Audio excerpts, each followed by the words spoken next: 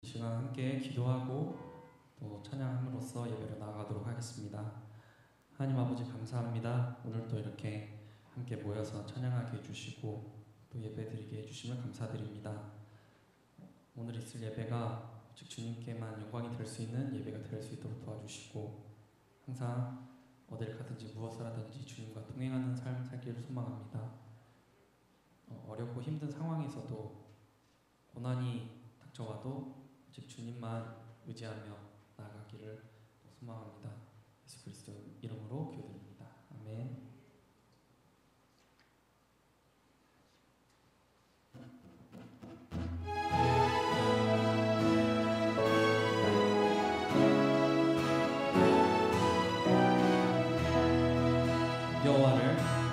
여호와를 즐거이 불러 기쁨으로 주께 나가리.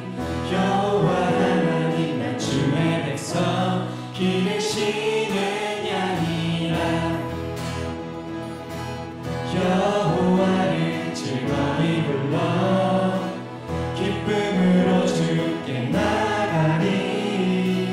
여호와 하나님 나 주의 백성 기르시는 양이라. 감사함으로 주를 높이며 그 문에 들어가서 찬송함으로 그 이름을 송축할지어다.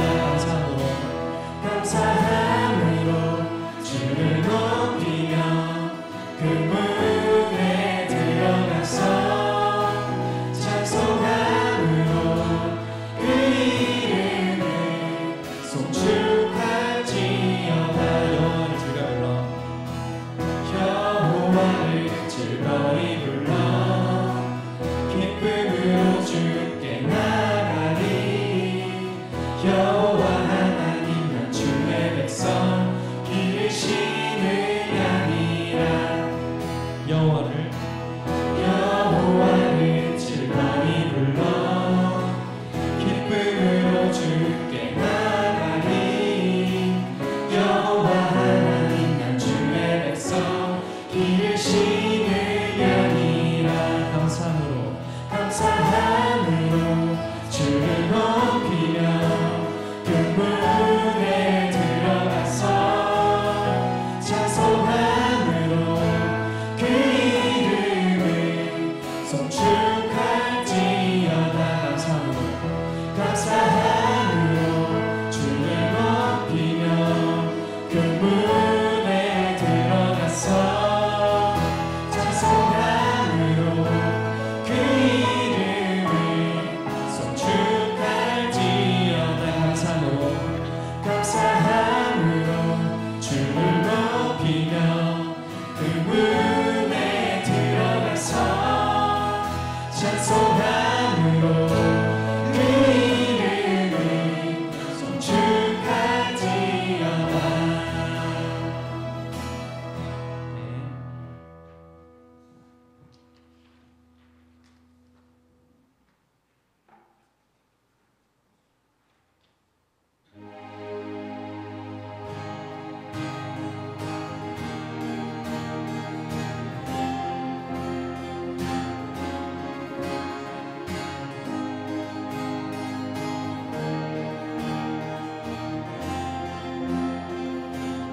갈급한 내 마음 갈급한 내 마음 만지시는 주 사랑과 노래 드리기 원합니다. 주 사랑해요, 주 찬양해요. 높고 거룩한 주날 만져주시니 이전과 같지 않으리. 주 사랑해요, 영원히 찬양해. 예수 진정과 진정으로 경배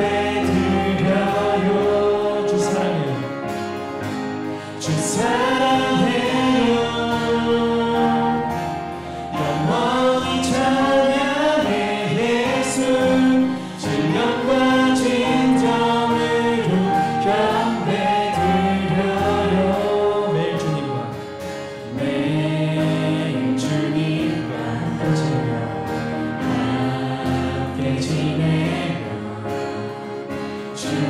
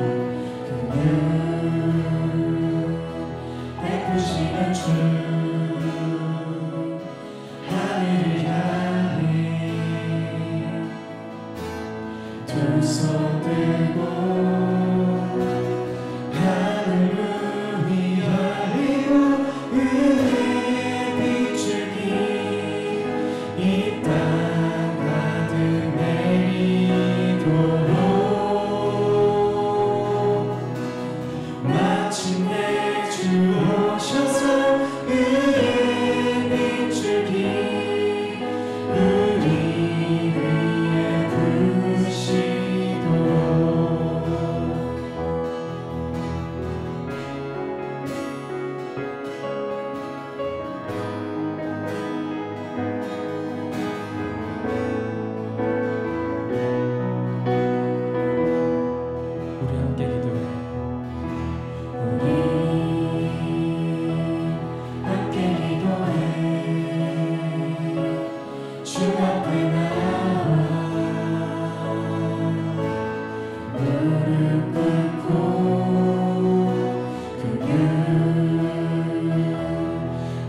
베푸시는 주 하늘을 향해 두 손 다시 한번 고백하겠습니다. 우리 함께 기도해. 두 손 높여 찬양하겠습니다. 함께 기도해 주 앞에 나와 무릎 꿇고 긍휼 베푸시는 주 하늘을 향해 두 손 들고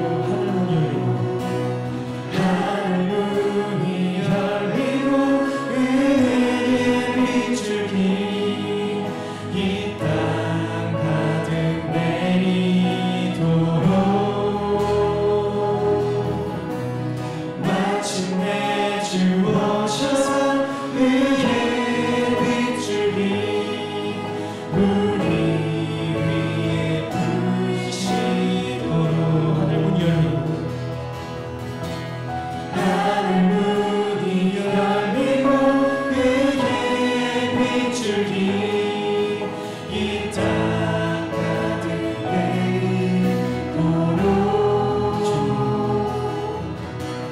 마침내 주 오셔서 그의 빛줄기 우리 위에 부시도록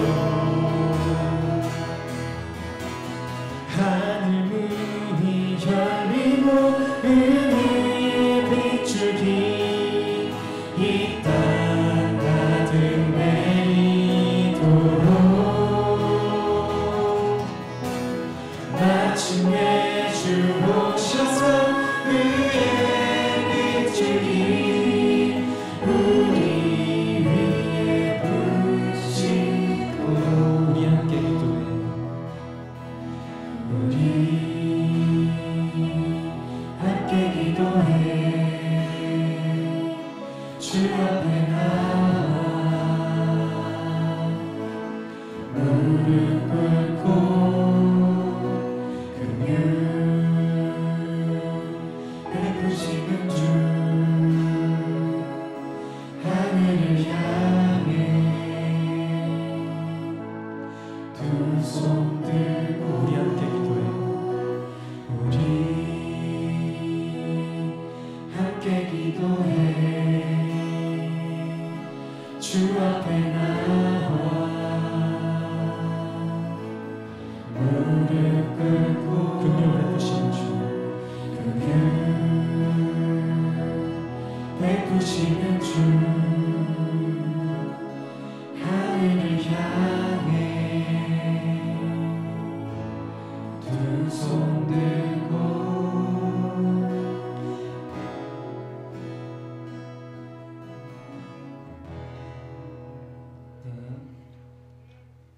주님과 함께 동행하는 삶을 살기를 소망합니다.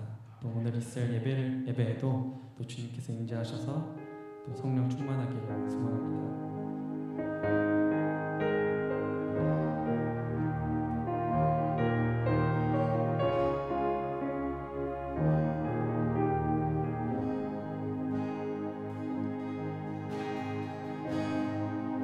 하늘의 문을 열어소서 이곳에 주목하소서 주를 향한 노래가 꺼지지 않으니 하늘을 열고 보소서 주님이 임재하기를 원합니다. 이곳에 임재하소서 주님을 기다립니다. 기도의 향기가 하늘에 닿으니 주여 임재하여 주소서. 이곳에 오셔서 이곳에 앉으소서. 이곳에서 드리는 예배를 받으소서.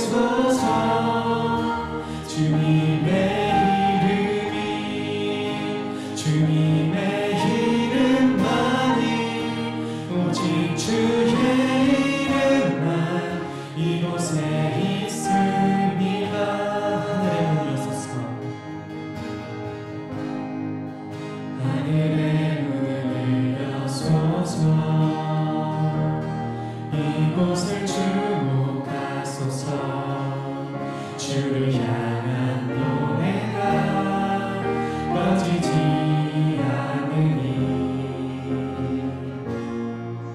하늘을 열고 보소서.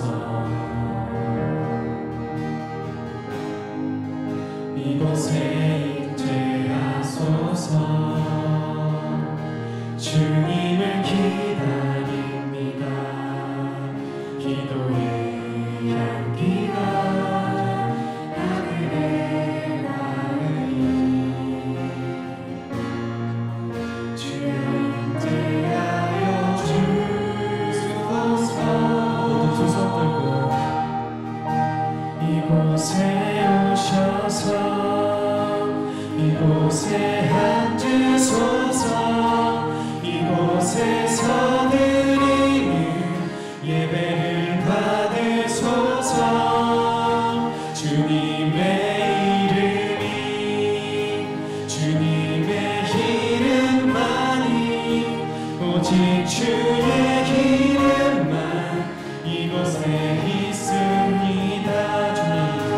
이곳에 오셔서 이곳에 앉으소서. 이곳에서 드리는 예배를 받으소서.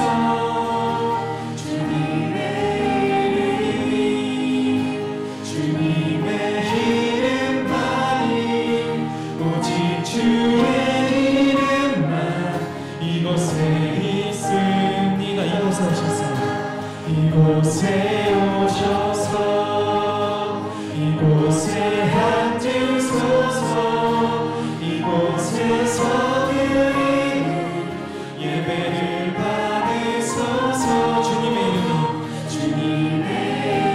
이름이 주님의 이름만이 오직 주의 이름만 이곳에 있습니다. 주님의 이름이 주님의 이름만이 오직 주의 이름만 이곳에 있습니다. 오늘 있을 예배를 위해 기도하겠습니다.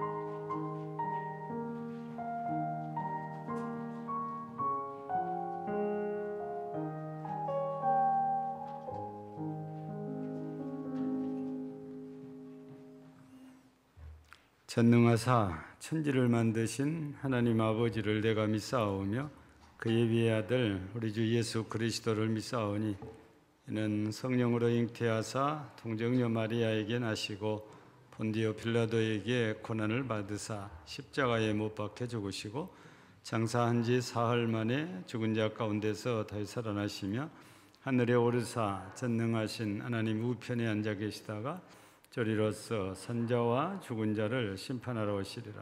성령을 믿사오며 거룩한 공예와 성도가 서로 교통하는 것과 죄를 사하여 주시는 것과 몸이 다히 사는 것과 영원히 사는 것을 믿사옵나이다. 아멘. 찬송 363장입니다.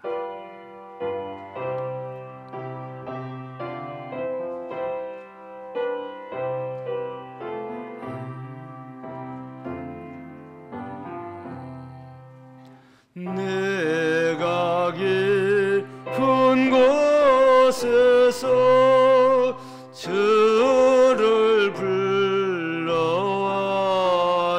불러하리니 주여 나의 간구를 들어주시 바라고 보좌와 앞에 나가니 은혜 내려주소서. 주가 내가 죄를 살피며 누가 능히 서리요 오직 주만 모든 죄 용서하여 주시니 주님 앞에 떨면서 용서하심 빕니다. 파수꾼이 새벽을 기다리고 바라듯 나의 영혼 주님만 간절하게 바라네. 이스라엘 백성아 주를 바라보아라. 주의 크신 은혜와 그의 능력 바라라. 주의 깊은 은총에 우리 구원 있으니 변함없는 주님만 믿고 기다릴지라.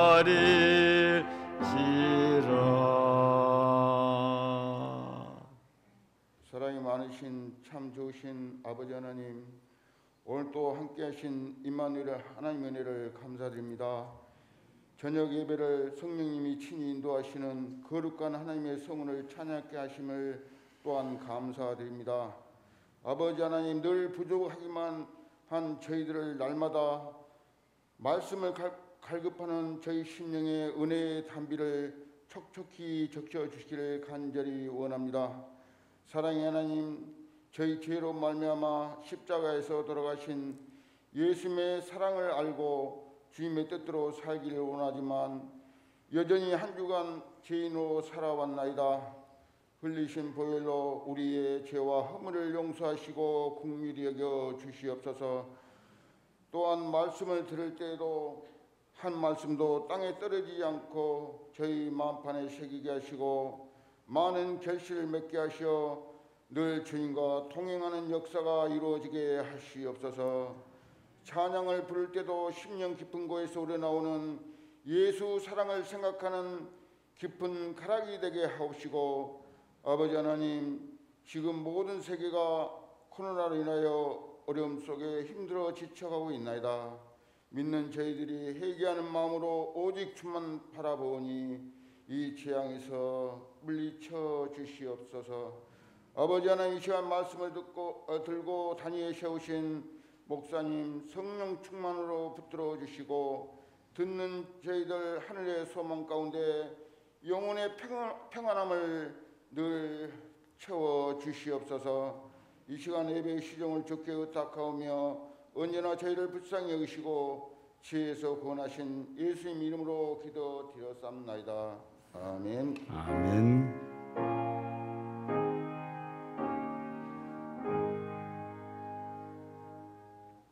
하나님 말씀 같이 보시겠습니다. 신약성경 누가복음 17장 11절에서 19절까지 교독하겠습니다. 누가복음, 신약성경 누가복음 17장 11절에서 19절까지입니다.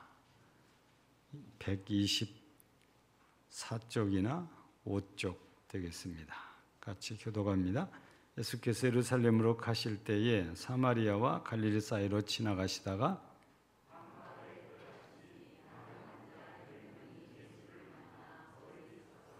소리를 높여 이르되 예수 선생님이여 우리를 불쌍히 여기소서 하거늘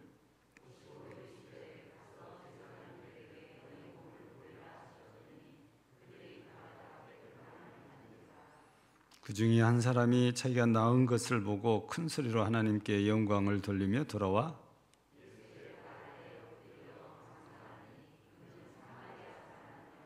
예수께서 대답하여 이르시되 10사람이 다 깨끗함을 받지 아니하였느냐? 그 9은 어디 있느냐?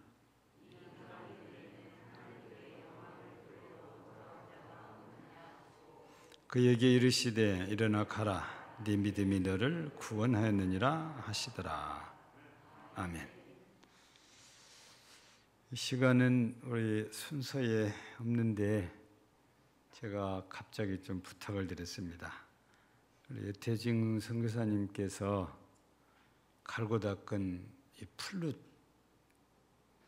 우리 이 솜씨로 우리 하나님께 찬양을 올리는 시간을 좀 마련했습니다. 우리 사모님과 함께 나오셔서 또 은혜로운 또 풀룻 찬양 좀 리코더입니까? 풀룻입니까? 리코더예요.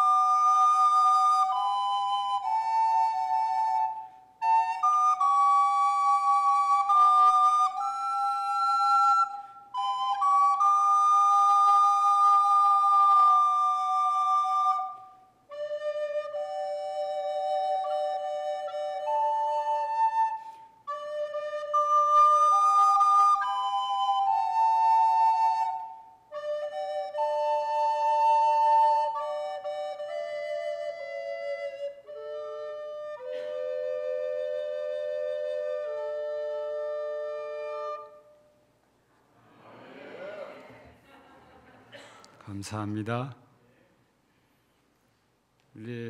낮 예배 때 부탁을 드리려고 그랬는데 오늘 또 어디 설교 또 초청받은 데가 있어서 오전에 거기 다녀오신다고 그래가지고 저녁에 좀 부탁을 드렸습니다. 아마 사모님 처음 보신 분도 계실 것 같아요.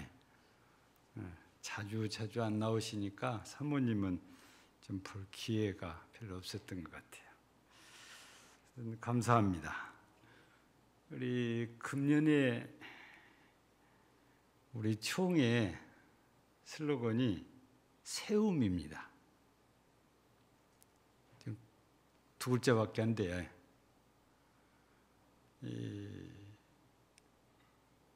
작년 총회 때는 뭐였죠?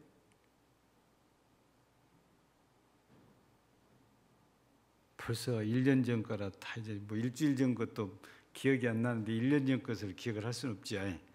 회복했잖아요, 회복. 예. 근데 이 세움이라는 슬로건을 내걸고 총회장님께서 업무를 시작을 하셨는데 지금도 계속 진행 중인 운동이 기도 운동입니다. 그래서 플레이 어게인, 다시 기도로 돌아가자, 기도하자 해서 계속 지금 진행 중인데 현 부총회장님께서 하시는 말씀이 이 기도 운동은 자기가 총회장을 돼도 계속 하시겠다고 그러더라고요. 예. 이 부총회장님 이렇게 설교하시면서 당신 얘기를 이렇게 하는데 우리 서울에 계신 목사님이 아니고 울산에 계신 목사님이시거든요. 근데 이분도 외국에 이렇게 미국 유학 갔다 와서 처음으로 청빙받은 교회가 현 교회인 것 같아요.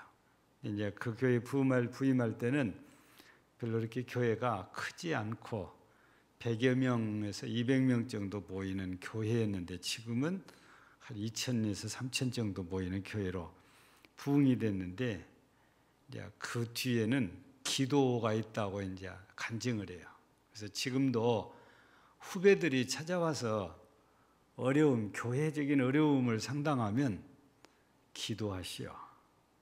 그래서 한 달을 기도해봐라, 6개월을 기도해봐라, 3년을 기도해봐라. 답이 그거답니다. 예.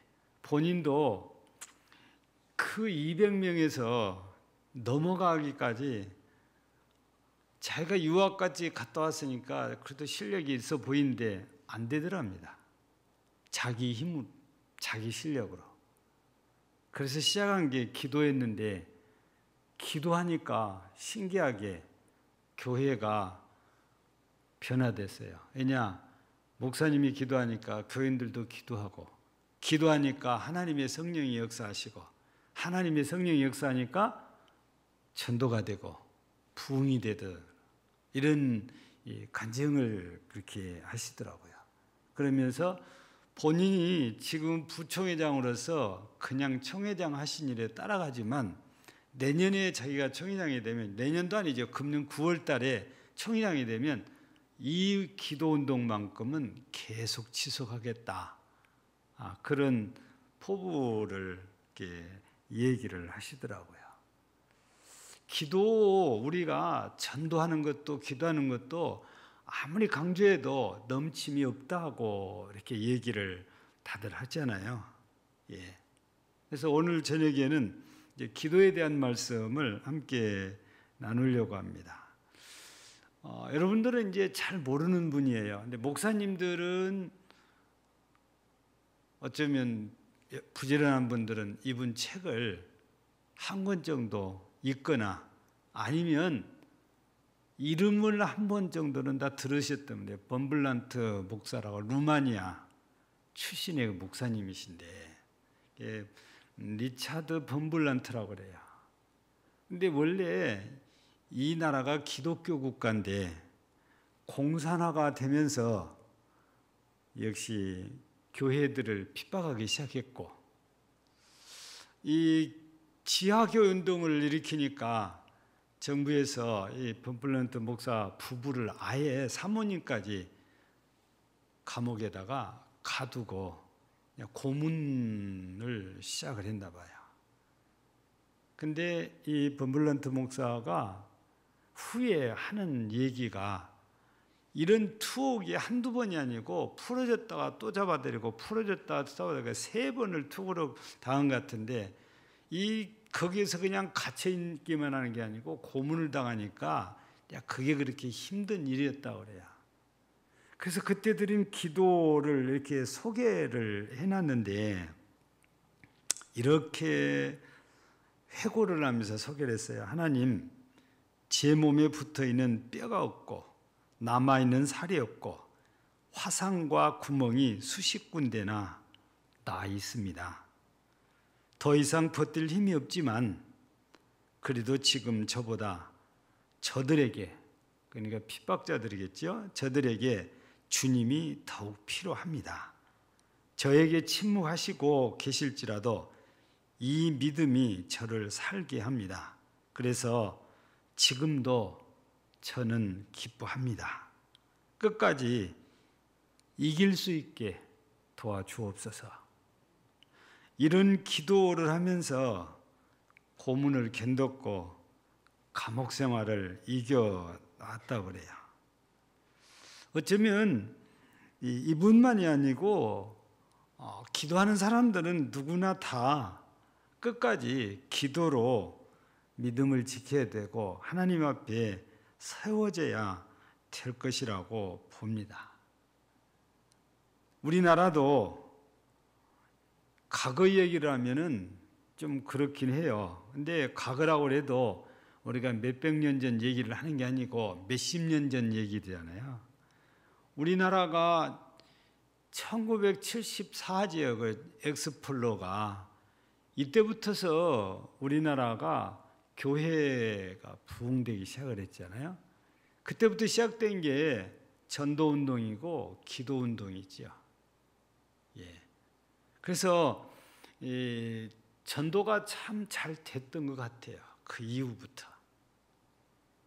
그래서 우리나라에 그리스도의 계절이 왔다. 뭐 이렇게 말할 정도로 엄청나게 교회들이 부흥하고 성장해서 전 세계적으로 봐도 두 번은 없을 것 같아요. 이 여의도 순복음교회 같은 거대한 교회는. 아마 전 세계적으로 볼 때 보통 영어로 메가처치라고 그러잖아요. 몇만 명 모이는 교회들을 말하잖아요. 근데 우리나라에는 지금은 이제 정확히 모르지만 최고로 모일 때가 70만 명이 모였다고 그러거든요. 여의도 순복음교회가. 그리고 그 밑에 모이는 교회들이 이제 많게는 12만 명, 그리고 10만 명, 8만 명, 단일 교인들을 지금 얘기하고 있는 것입니다. 그러다 보니까 전 세계적으로 봐도 메가처치 1번부터 10번까지를 따지면 절반 이상이 대한민국에 있다는 거죠. 각 나라 인구비를 하면 우리나라가 5천만이고 그때 당시에는 4천만이라고 그랬거든요. 그 인구비례에 보면은 대단한 거지요. 미국은 약 3억 정도 인구를 보고 있는 것 같아요. 그래도 이런 10만 넘는 교회는 제가 들어본 적이 없어요. 몇만 명 모이는 교회는 있습니다. 근데 한국은 좀 특별한 건데 이게 어떻게 이렇게 됐을까? 우리 그냥 쉬운 답으로는 하나님의 은혜라고 하지요. 근데 하나님께서 이렇게 한국에 은혜를 베푸신 그 과정을 보면 성도들이 열심히 기도하고 전도했다는 거죠.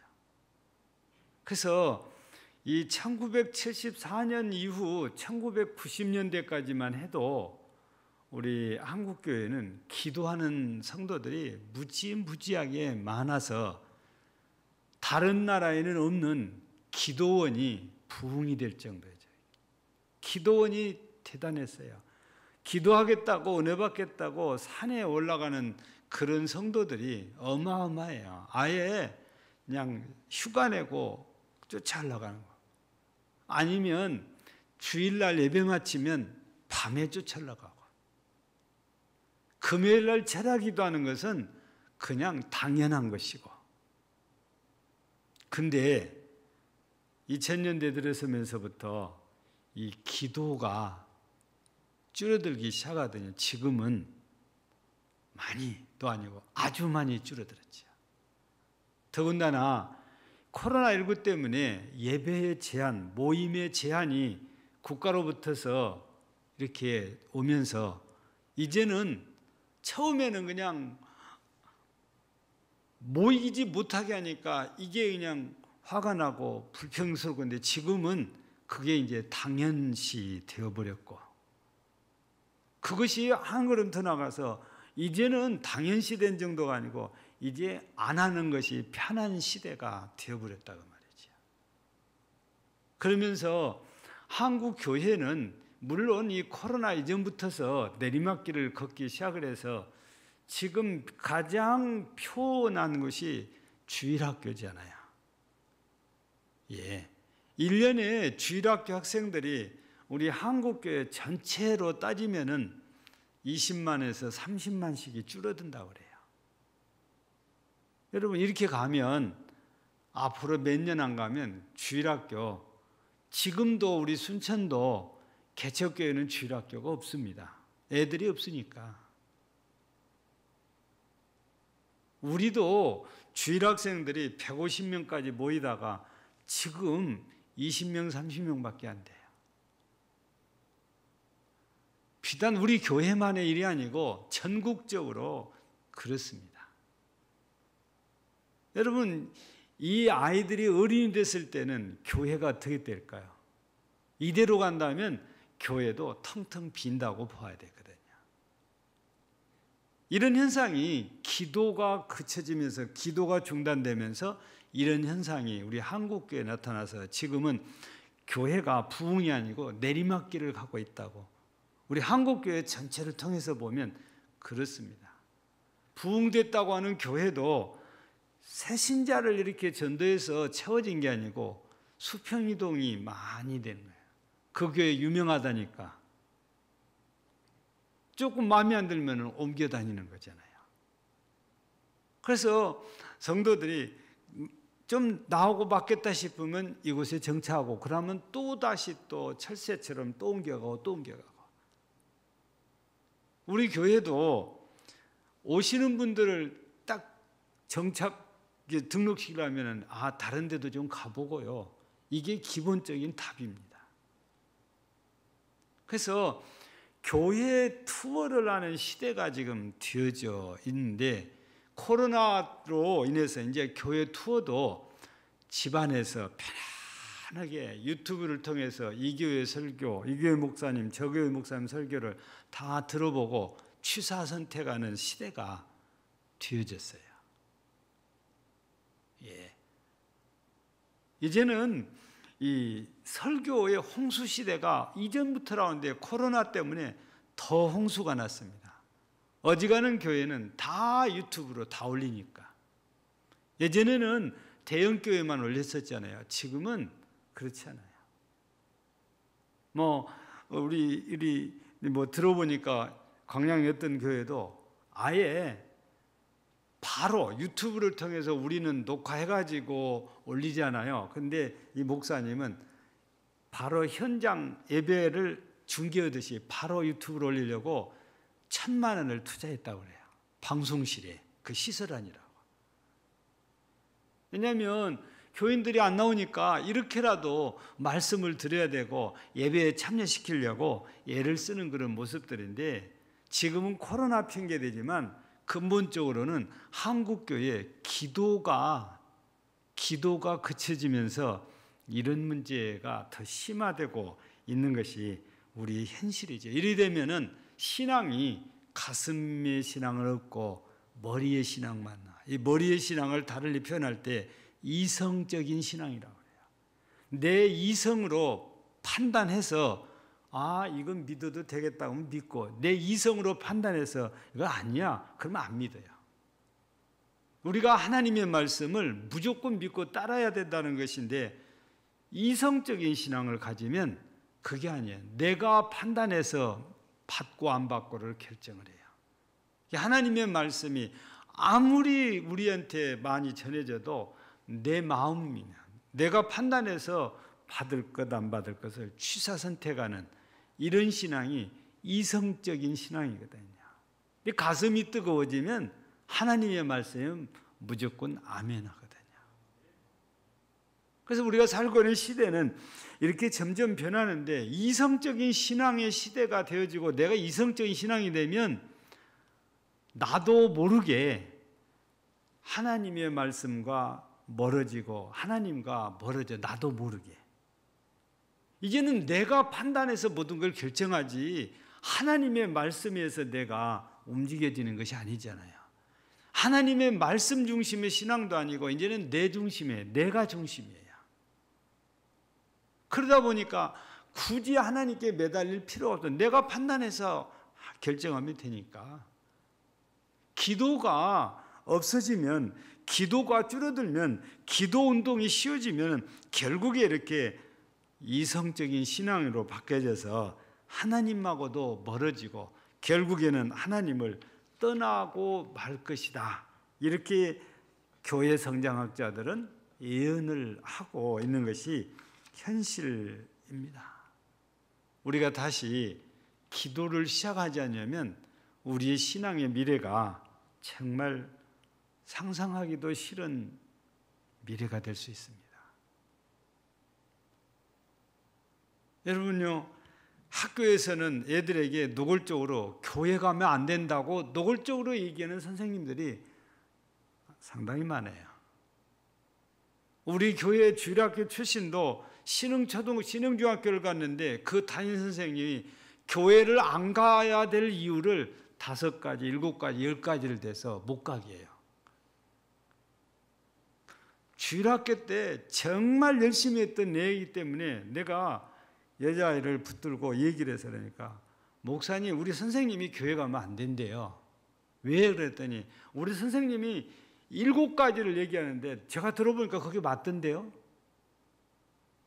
그대로 교회 안 나와요. 지금 우리나라 같은 경우는 공교육을 하면서 노골적으로 기독교는 폄하시켜가지고 교회를 못 가게 하는 것이 현실이거든요. 그리고 우리 역사 속에서도 기독교가 끼친 영향은 전부 다 삭제를 하고 있는 거죠. 우리 국사 속에서, 독립운동 했던 것 다 지워가고 있잖아요. 그래서 우리는 주기철 목사님 하지만 세상에서는, 나라에서는 주기철 목사님이라고 절대 부르지 않아요. 애국자라고 부르지. 우리는 그 목사님이 나라보다도 신앙을 지키기 위해서 목숨까지 바쳐서 우리는 순교자 주기철 목사님을 얘기하지만 우리나라에서는 그렇지 않아요. 애국자 주기철 해가지고 생각까지 지어놓고 사람들이 가서 보게 하잖아요. 오늘 한 사람 얘기지만 대부분이 이렇게 우리나라는 바뀌어가고 있는데 기도하는 사람들이 이만큼 줄어들면서 국가도 많이 변해버렸다는 거지요. 우리가 왜 이렇게 기도를 안 할까? 우리가 그러면 기도하려면 뭐가 필요할까? 오늘 본문 말씀을 보면은 뭐 기도하고 무슨 상관이 있어? 이렇게 생각을 하실 수도 있는데 오늘 10명의 문둥병자가 예루살렘으로 가시는 예수님께 뭐라고 합니까? 오늘 12절에 보니까 한 마을에 들어가시니 나병 환자 10명이 예수를 만나 멀리 서서 그랬습니다. 13절에 소리를 높여 이르되 예수 선생님이여 우리를 불쌍히 여기소서. 이게 기도잖아요. 예수 선생님이 우리를 불쌍히 여기소서. 예수님께서는 보시고 바로 응답을 하십니다. 가서 제사장들에게 너희 몸을 보이라. 부르짖어서 기도하니까 예수님께서 곧바로 이렇게 응답을 이렇게 하셨는데 이 사람들, 나병 환자들은 우리나라도 마찬가지입니다만 일단 제사장이 나병 환자로 판결을 하면 이 사람들은 어쩔 수 없이 가족을 떠나야 되고 자기들이 살던 마을 떠나야 되잖아요. 그래서 마을 밖에 나병 환자들끼리만 모여서 어렵게 살아가야 돼요. 근데 그때 당시에 그 누구도 의사들이 나병을 고치는 사람은 없었어요. 그러니까 결국에 나병 환자로 살다가 죽어가야 될 사람들이 그 사람들이거든요. 근데 오늘 말씀 보면 이 사람들이 예수님께 우리를 불쌍히 여기소서 했는데 예수님께서 이들을 고쳐주시잖아요. 근데 여러분 이 상황에서 쫓겨나가지고 집에도 못 가고 가족과도 생이별을 하고 삶은 삶이 아닌데 이 사람들의 마음이 얼마나 힘들었겠어요. 이런 힘든 상황에서 예수님은 능히 자기들을 고칠 수 있다고 소문이 이렇게 들린단 말이에요. 그런데 그 예수님이 자기들을 지나가니까 멀지만 큰 소리로 예수 선생님이요, 우리를 불쌍히 여서서. 여러분, 그냥 들으면 듣고 듣지 못하면 말고 이런 정도로 했을까요? 여러분, 이 상황에서 13절에서는 소리를 높여 이렇게 표현이 되어 있는데, 이거 우리 다른 말로 바꾸면 간절이에요. 우리 주님께 간절한 심정으로, 간절함이 더하면 더할수록 더 크게 소리를 내서 예수님을 부르고 예수님께 은혜를 구한 게 이 문둥병자들이라고 할 수 있거든요. 여러분, 우리 이 나병은 전염성이기 때문에 어쩔 수 없이 가족을 떠나고 마을을 떠나서 완전히 독립된 외진 곳으로 가서 이제 살아야 될 그런 사람들이 예수님의 소식을 듣고 그렇게 은혜를 구했는데 예수님께서 은혜를 주세요. 뿐만 아니라 마가복음 10장에도 보면 맹인 이야기가 나와요. 디메오의 아들 바디메오가 구걸하고 있다가 여리고에서 예수님이시다는 소리를 듣고 그냥 버려두고 겉옷도 벗어버리고 달려가면서 다윗의 자손 예수여 나를 불쌍히 여소서. 이 말은 자기 눈을 좀 뜨게 해달라는 거 아닙니까? 근데 이때도 얼마나 큰 소리를 쳤던지 제자들이 제발 너무 시끄러우니까 저 사람 좀 조용하게 좀 해주세요. 그래요. 여러분, 간절함이 있으니까 큰 소리로 부르짖고 우리 주님께 은혜를 구해요. 그래서 잠언 8장에 보면 17절에 나를 사랑하는 자들이 나의 사랑을 입으며 나를 간절히 찾는 자가 나를 만날 것이니라. 우리 기도하는 사람의 기본적인 것은 간절함이 있어야 됩니다. 우리 사도행전도 보면은 베드로 사도가 전도하다가 붙들려서 감옥에 갇힙니다. 예루살렘 교회 성도들이 뭐 합니까? 밤새워서 간절히 베드로를 위해서 기도를 합니다. 그랬더니 하나님께서 이 기도를 들으시고 천사를 보내가지고 감옥에서 베드로를 꺼내주시잖아요. 당시에 베드로는 사도 중에 어른이라 할 정도로 또 영향력이 있었고 열심히 했던 그런 사도니까 이런 사도가 감옥에 갇혔으니 모두가 심각해질 수밖에 없었거든요. 그래서 간절히 기도했더니 하나님 은혜 주세요. 우리 열왕기상 18장에도 보면은 엘리야 선지자하고 아세라와 바알을 섬기는 선지자하고 바알이 참신인지 여호와 하나님이 참신인지 대결을 하잖아요. 근데 바알과 아세라를 섬기는 제사장들이 하루 종일 바알바알하고 자기들 섬기는 신을 부릅니다. 근데 응답이 없어요. 하다 안 되니까 자기 몸을 상해서 몸에서 피가 날 정도로 자기 몸을 상해가면서 바알을 찾아도 응답이 없잖아요. 여러분, 죽은 신이 그런다고 응답을 하겠습니까? 아무리 간절히 해도 죽은 신은 답이 없는 법이에요. 그래서 옛날에 우리가 무슨 말 듣고 살았으면 죽은 자는 뭐가 없다? 말이 없다는 거예요. 답이 없어요. 엘리야 선지자가 저들처럼 돌로 단을 쌓고 재물을 잡아서 올리고 그 주변에 고랑을 파고 물을 채워놓고 하나님께 기도하잖아요. 그랬더니 하나님께서 불로 응답하셔가지고 재물을 다 태우시고 고랑의 물까지 다 핥아버립니다. 거기에 모인 사람들이 진짜 참신이 여호와라는 것을 보여주시잖아요. 얼마나 이 상황에서 엘리야도 간절하게 기도했겠어요. 엘리야의 간절한 기도는 여기서 끝나지 않아요.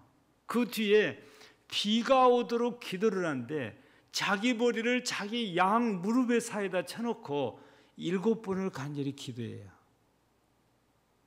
하나님께서 비를 내려주시잖아요. 기도하는 사람은 정말 간절한 마음으로 기도해야 하나님께서 그 기도에 응답을 주시는데, 요즘은 이렇게 기도하는 사람들이 줄어들고 그러다 보니까 응답받는 사람들도 줄어들고 응답받았다고 간증하는 사람들도 점점점 사라지고 있잖아요. 심지어는 우리 예수님께서도 겟세마네 동산에서 얼마나 간절하게 기도합니까? 땀방울이 핏방울이 되도록 기도했으니까. 엘리야만 그런 것 아니에요. 예루살렘 교회 성도들만 그런 거 아닙니다. 문둥병자들, 나병 환자들만 그러고 바디메오만 그렇게 간절히 기도한 거예요. 우리 예수님도 그렇게 기도를 했단 말이죠. 지금 이때가 기도를 회복해서 기도해야 될 때, 지금이 그렇단 말이죠. 근데 간절함이 있어야 기도를 하기 시작해요. 간절함이 없으면 기도할 필요성을 못 느끼니까요. 근데 오늘 본문을 통해서는 이렇게 간절하게 기도하는 사람이 응답을 받고 보인 반응이 뭡니까? 오늘 예수님께서 14절에서 뭐라고 하냐면, 가서 제사장들에게 너희 몸을 보이라 그래요. 그건 나았다는 소리잖아요. 그 제사장에게 확인받으라고 하잖아요. 근데 실제는 안 나온 거죠. 근데 예수님의 말씀을 듣고 가다가 보니까 깨끗해져 버린 거죠. 여기서 발견한 게 뭡니까? 주님의 말씀을 듣고 순종했을 때에 역사가 일어난 거잖아요. 여러분, 우리 주님께 우리가 기도하는 사람들은 순종해서 기도해야 돼요. 기도해라 그러면. 우리 너무나도 잘 알고 있잖아요. 데살로니가전서 5장 17절에 뭐라고 우리에게 말씀하십니까? 쉬지 말고 기도하라고 그러잖아요. 비슷한 말씀이 구약에도 있잖아요. 기도 쉬는 죄를 범치 말자. 우리는 기도하는 일이 하나님의 명령이에요. 하나님의 지시사항입니다. 그래서 우리는 순종해서 기도해야 마땅하거든요. 여러분, 우리 신앙은 하나님의 말씀에 순종했을 때에 역사가 일어나거든요. 순종해서 기도하다 보면 역사가 일어나요. 아무리 해도 불순종하면 아무런 반응이 하나님께서도 보여주지를 않게 됩니다. 지금 우리가 기도해야 된다는 우리 주님의 말씀을 우리가 가슴에 새기고 순종해서 기도하는 지금이 돼요. 그래서 우리 총회에서도 다시 기도하자 해서 플레이 어게인 운동을 벌일 정도입니다. 우리는 우리 총회에서 하는 일이니까 다 알고 있지만 다른 총회에서도 기도 운동을 다 할 것입니다. 왜냐하면 진짜 하나님을 믿는 이 목사님들이라면 기도해야 된다는 걸 모를 수가 없으니까.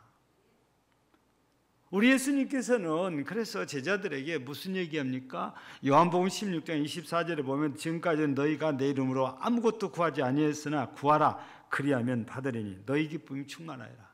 응답받으면 기쁨이 넘쳐난다는 거잖아요. 그래서 지금부터 이제부터 구하라는 겁니다. 예수의 이름으로 구하라는 것입니다. 뿐만 아니라 에레미야 33장 3절을 보면 너는 내게 부르짖으라 내가 네게 응답하겠고 네가 알지 못하는 크고 은밀한 일을 네게 보이리라. 기도하면 이런 은혜를 주시겠다. 이런 말씀들을 우리에게 이렇게 선지자를 통해서 주셨거든요. 기도한다는 것은, 순종한다는 것은 하나님을 믿는다는 거거든요. 그래서 순종하는 믿음을 가진 사람들이 되어야 기도할 수 있습니다. 우리는 주님의 말씀을 기억하고 주께서 기도하라는 이 말씀을 기억해서 우리는 기도하는 자리로 나와야 됩니다.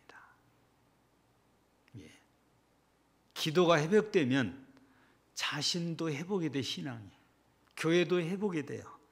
우리 한국 교회가 다 기도하면 국가도 회복이 된다고 봐요. 하나님께서 은혜 주실 거라 그렇게 믿고 있는 거지요. 마지막으로 우리 한 가지 더 드리고 싶은 것은 오늘 본문을 보면은 10명이 예수님의 말씀을 듣고 순종을 해서 가다가 보니까 깨끗해졌어요. 근데 그 일로 인해서 하나님께 감사하고 돌아온 사람은 딱 한 사람, 사마리아 사람. 그래서 예수님께서 10명이었는데 이방인인 너만 오고 9은 어디 갔냐? 예수님께서 좀 실망스러운 말씀하시잖아요. 감사하면서 주님께 돌아와서 엎드린 이 사람에게는 어떤 주님께서 어떤 말씀을 주십니까? 일어나 가라. 네 믿음이 너를 구원하였느니라. 이 축복의 말씀을 주시거든요. 우리가 감사한 마음이 생기면 기도할 수밖에 없어요. 우리가 어떻게 감사합니까? 기도해야 되지. 감사는 우리가 어떤 식으로든 표현을 해야 해요. 우리가 헌금만 해서 감사가 다 된 게 아니고 감사의 기도를 올리는 것이 우리가 또한 하나님께 감사의 표현이고, 찬송하는 것이 또 하나의 감사의 표현이고, 물질을 드리는 것이 감사의 또 하나의 표현입니다. 근데 오늘 저녁에는 우리가 기도하자고 말해요. 이 한 명도 주님께 와서 엎드려서 기도하지 않아요. 이렇게 감사하면서 우리 하나님께 나와서 우리 주님께 엎드려 기도한다면 주께서는 이렇게 우리가 생각지도 않는 또 다른 은혜를 주세요. 우리나라 이 얘기를 조금 하고 마치겠습니다. 우리 현 대한민국은 이렇게 세워질 때, 물론 임시정부를 말하는 거 아니에요. 우리나라가 1945년 8월 15일에 일본으로부터 이렇게 해방이 됐잖아요. 그 이후 3년 후, 딱 3년 후 1948년 8월 15일에 우리나라가 건국을 했다고 그래요. 근데 우리가 우리 대한민국이다 해서 되는 것이 아니고, 이렇게 나라가 세워지면 지금도 존재하고 있는 유엔이라는 곳에 가서 세계 여러 나라들로부터 대한민국이 정식으로 국가다라는 것을 인정을 받아요. 승인을. 그래서 이스라엘도 승인을 받았고 우리도 승인을 받게 되는데, 이 승인 받는 과정 얘기를 저희는 전혀 모르고 있었는데, 여러분들 김진홍 목사님 다 아시잖아요. 그분이 글로 써서 조그마한 주간 신문사에다가 우리 기독교 여기다가 올려놨어요. 그 신문이 우리에게는 전혀 모르는데 좋은 뉴스라는 신문이에요. 거기에 소개된 내용입니다.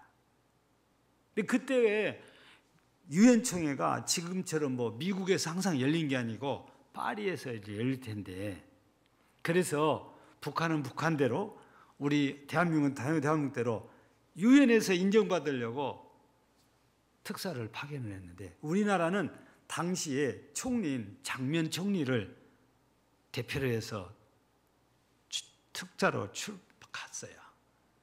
근데 신기한 일은 프랑스 정부에서 북한의 특사들은 입국 거부를 해버려요.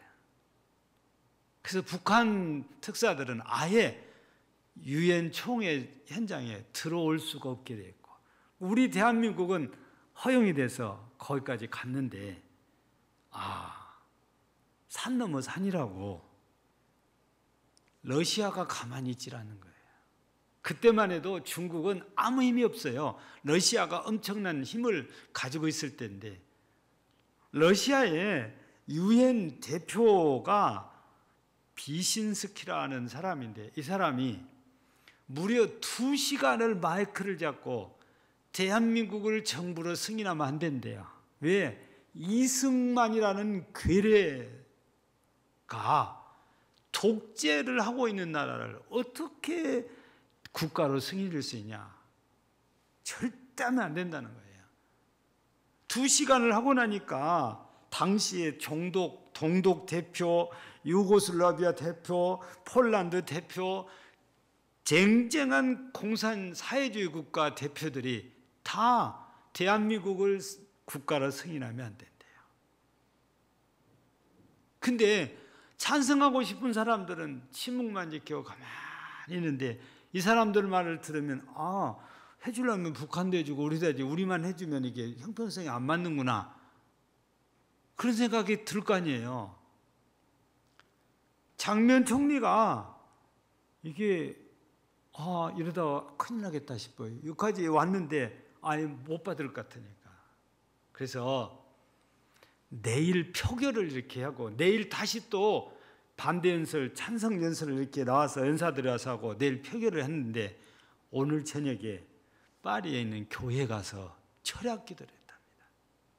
하나님, 우리 대한민국을 불쌍히 여기시고 사랑하셔서 이번 총회 때 꼭 승인을 받게 하옵소서. 철화를 했대요, 이 총리가 남의 나라에서. 근데 예정대로 총회가 이어지고 비신스키가 1번 타자로 반대 연사로 나서서 다시 자기들끼리 짰대요. 비신스키 러시아 대표가 2시간 하면 유고 대표가 또 1시간, 폴란드 대표가 또 1시간, 동독 대표가 또 1시간. 그래서 아예 회의가 표결도 못하고 끝나게 만들게 자기들이 딱 짜고 시작을 했는데, 그래서 1번으로 러시아 대표는 비신스키가 반대 연설을 시작을 했어요. 지금 제 얘기가 아니고 지금 김진호 목사님이 올려놓은 글 얘기입니다. 근데 신기한 일이 일어났대요. 어제까지만 해도 그렇게 정상뉴스로 말을 잘하던 이분이 5분도 안 됐는데 성대 결절이 와가지고 말을 못 입을더래요. 근데 유고나 동독이나 폴란드 대표들은 이 러시아 대표가 2시간을 하기로 했기 때문에 아예 회의 현장에 들어오지도 않고 밖에서 느긋하게 커피를 마시고 있었는데, 유엔 총회 현장에서는 이 사건이 발생한 거예요. 그래서 사회를 보신 분이 반대하는 분 나오셔서 이야기하셨는데 아무도 나오질 않아요. 그러니까 찬성하신 분이 반대가 없는 것 같으니까 표결을 하시지요. 그래서 표결이 들어가서 48대 8로 통과가 됐다는 거예요. 여러분, 우리는 이 몇 대 몇보다도 장면 총리가 총리인데 철회하면서 기도했다는 것은 참 감동적인 것 같아요. 여러분, 우리나라는 이렇게 유엔 총회에서부터 승인을 받을 때도 이렇게 기적같이 승인을 이렇게 받았을 뿐 아니라 6.25 때도 마찬가지잖아요. 이미 우리나라가 1948년 12월 15일 날 유엔으로부터 정식 국가 인정을 받았고 회원이 됐단 말이에요. 근데 회원국에 지금 전쟁이 일어났어요. 북한에서 갑자기 1950년 2월 25일 날 남침을 했으니까. 그래서 유엔에서 이사회가 열리잖아요. 근데 당연히 와야 될 러시아 대표가 참석을 안 하지요. 근데 유엔 상임이사국에서는 한 명만 반대해도 유엔군 파견이 안 된다고 그러잖아요. 근데 신기하게 러시아 대사가 오다가 교통에 무슨 문제가 있어가지고 못 참석을 하는, 회의는 예정된 시간에 진행이 되고, 그래서 모두가 찬성해서 유엔에서 한국에 유엔군 파견이 결의됐다는 거 아닙니까? 이때도 엄청나게 한국교회가 기도한 거지요. 여러분, 어떤 사람은 그래요. 기도하면 다 응답되냐 그래요. 성경은 뭐라고 답을 해줄까요? 예스예요, 노예요? 당연히 예스입니다. 성경은 기도하면 당연히 하나님께서 응답하신다고 예스를 하게 되어 있습니다. 기도하면 됩니다. 옛날에만이 아니고 지금도 마찬가지다 그 말이에요. 하나님은 옛날 하나님이 있고 오늘 하나님이 다르냐? 똑같은 하나님이시니까. 예전에 기도하라고 우리에게 말씀하신 하나님이 지금 그 하나님이시거든요. 그래서 세상이 어떻게 변하든지 다른 교회가 어떻게 하든지 다른 사람 어쩌든지 나는 기도해야 돼요. 제가 새벽에 얘기를 했어요. 이제 20일 남았습니다. 제가 실수를 해가지고 하나님께 6월 26일까지 기도하겠다고 나 혼자 마음으로 하나님께 서원을 했어요. 왜냐하면 지금 제가 처음 얘기했던 우리 총회에서 하는 플레이 어게인 운동을 하는데 제주도에서 1차 모이고 2차가 강주 중학교에서 모였거든요. 그래서 이제 우리 노예도 목사님들을 가자고 그래서 저도 반신반의하고 이렇게 따라갔어요. 근데 가만히 들어보니까 목사들이 이 강단에서 기도하고 잘해요. 그래서 나는 총회에서 정한 그날까지 다 해야 되는 줄 알았어요. 그래서 하나님 저도 그렇게 하겠습니다 그랬는데 아니 나 보니까 다른 목사님들 아무도 안 한 것 같아요. 놀러도 잘 가고 어디 출타도 잘해요. 우리 노예 뭐 임원들이나 뭐 우리 시찰장들 뭐 수련한다고 막 콘도 존대도 냈다고 가자고 저보고 그래요. 그래서 나는 못 가요. 그래서 왜 그러냐니까 나는 하나님과 약속한 것이 안 돼. 그래서 나는 그분들이 간다는 것도 이해가 안 됐거든요. 나중에 알고 보니까 나만 몰랐던 거예요. 바보같이. 이 강단에서 엎드려 기도하다가 잠자는 기간이 고난주간 한 주간이에요. 나는 그걸 몰라가지고 하나님 앞에 끝날 때까지 제가 그렇게 하겠습니다. 그래서 제가 지금 여기서 잡니다. 기도하다가. 6월 26일까지가 약속이에요. 그러니까 이제 20일 딱 남았어요. 아무데도 출타를 못해 어디 가서 자고 오지를 못해요. 근데 내가 실수를 해서라도 하나님과 약속을 했으면 그건 지켜야 되는 거잖아요. 하나님께서는 저한테 기도시키라고 별 희한하게 역사를 하신 것 같아요. 어떻게 다 들으니 나만 그 말을 못 들었냐고 말이에요. 사랑하는 성도 여러분, 지금 우리가 나라뿐 아니라 전 세계적으로 기도할 때입니다. 코로나19 때문에도 기도할 때고요. 국민들 입장에도 어렵고 국가적 입장에도 어렵고 교회 입장에도 어렵고 안 어려운 것이 하나도 없어요 지금요.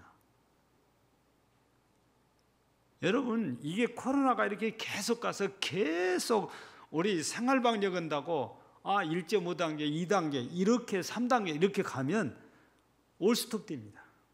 제가 그랬잖아요. 말레이시아는 하루에 10,000명이 육박한다고. 코로나 확진자가. 그래서 집 밖에 나오지 말라고 한다고. 그래서 황명주 선교사가 목사님 제발 기도해 주세요. 그래서 제가 우리 날마다 기도하고 있다 그랬더니 목사님도 조심하세요 그래요. 미얀마는 아예 이제 내 국내 그 사정 때문에 코로나는 저만큼 가 있고 끝도 없이 지금 뭐 계속 시위가 일어나니까 그게 더 큰 문제로 지금 나타나 있잖아요. 근데 미얀마도 알려지질 않아요. 몇 명인데 아예 모두가 막아버리니까. 그럼 그 두 나라만 코로나가 그렇게 심각하냐? 아니요. 선교지가 다 그래요. 지금 우리 기도해야 하나님 은혜 주시고 하나님 은혜 주셔야 우리 회복합니다. 일상으로 옛날처럼 들어갈 수 있어요. 우리 모두 정말 깨어 기도하라는 우리 주님의 음성을 마음으로 다 받아들이고 기도하는 일에 마음을 같이 하고 뜻을 같이 하고 힘을 같이 하는 우리 교회와 모든 성도들이 되어지기를 주의 이름으로 축복합니다. 감사합니다. 쉬지 말고 기도하라 하신 주님, 이제부터 내 이름으로 무엇이든지 구하라 그리하면 받으리라고 하시며 기쁨이 충만할 것이라고 하셨습니다. 우리 모두 기도하고 응답받아서 은혜가 넘치고 기쁨이 넘치는 우리 신앙생활이 되고 우리의 가정이 되고 우리 심령이 되고 우리 교회가 되고 이 나라가 되도록 은혜를 주옵소서.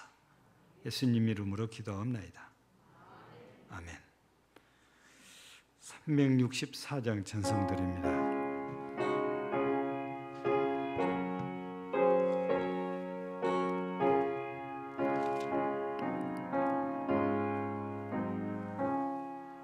내 기도하는 그 시간 그때가 가장 귀한 이 세상 근심 걱정에 얽매인 나를 부르사 내 진정서원 주 앞에 난 어찌 바로하래요. 큰 불행 당기 슬플 때 나 위로받게 하시네. 내 기도하는 그 시간 내게는 가장 귀하다. 저 광야 같은 세상을 끝없이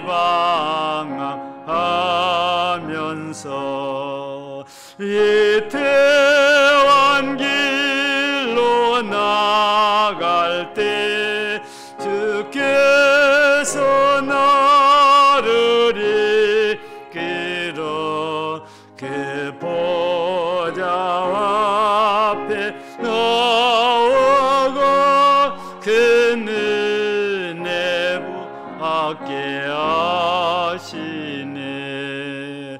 내 기도하는 그 시간 그때가 가장 즐겁다. 이때 거친 큰 죄로 내 마음 심히 아파도 참마음으로 되어져 다소 김없이 아뢰면 주 나를 위해 옥조사 새 부어 주시네. 내 기도하는 그 시간 그때가 가장 즐겁다. 주 세상에서 일찍이 저요 란한 것 피하여 빈들에서 나산에서 온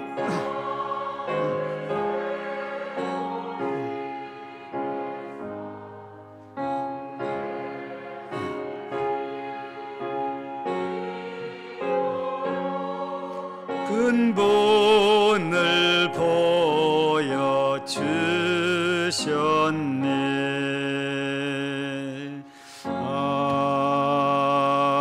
아멘. 강고는 주보를 참조를 하십시오. 다음 주일 기관장회의 또 이남전대 헌신예배 준비해 주시면 고맙겠습니다. 기도하고 축도로 마칩니다.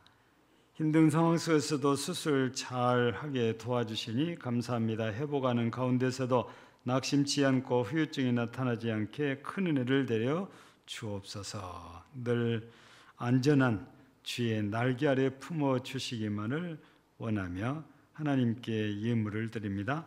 한정원 집사에게 은혜 주셔서 부작용 없이 빠르게 회복하는 은혜를 베풀어 주옵소서.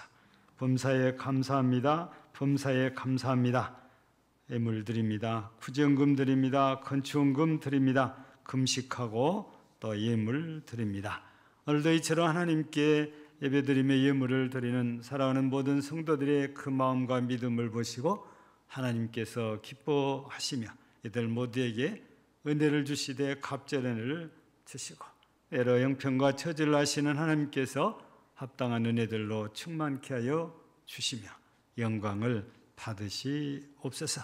오늘도 우리 금남 제1교회 그리고 속해 있는 모든 성도들과 출입하는 주의 모든 권속들 위해 가정에 또 직장과 사업에 건강에 자녀들 위해까지 은혜를 더하시고 이 어려운 때를 우리가 하나님께 기도하고 하나님의 힘을 입어서 힘입어 넉넉히 이기는 승리자들이 되게 하옵소서.